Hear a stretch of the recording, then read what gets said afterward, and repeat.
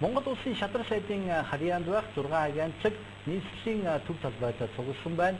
Мэргэжлийн хяналт, шударга өрсөлдөөн хэрэглэгчийн төлөө газар, онцгой байдлын ерөнхий газар гээд улс орны чухал салбарыг хариуцсан агентлагууд энд багтдаг юм а.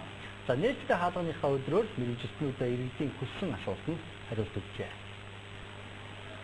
Монгол улсын шадар сайдын эрхлэх асуудлын хүрээнд онцгой ерөнхий газар, мэргэжлийн хяналтын ерөнхий газар, шударга өрсөлдөөн хэрэглэгчийн төлөө газар, стандарт газар, оюутны газар болон бүхтэн дэрэг хариуцсан худалдаа авах ажиллагааны газар гэсэн засгийн газрын хэрэгжүүлэгч агентлагууд хамаардаг юм а. За дээрх аж ахуйн нэгж агентлагууд өнөөдөр нээлттэй хаалганы өдөр зохион байгуулж иргэдэд хууль зүйн зөвлөгөө мэдээллийг өгч байна.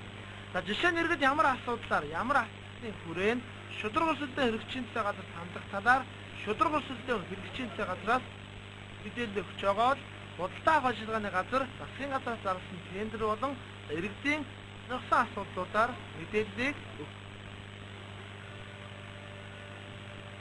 Иргэдийн эрхийг хамгаалах тухай хууль, өрсөлдөөний тухай хууль болон төрийн өмчийн хөрөнгөөр бараа ажил үйлчлэгээ худалдаа авахтай холбоотой бүгд мэдээлэл өгч байгаа.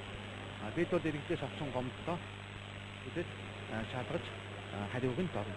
Иргэдч нарт өгнө.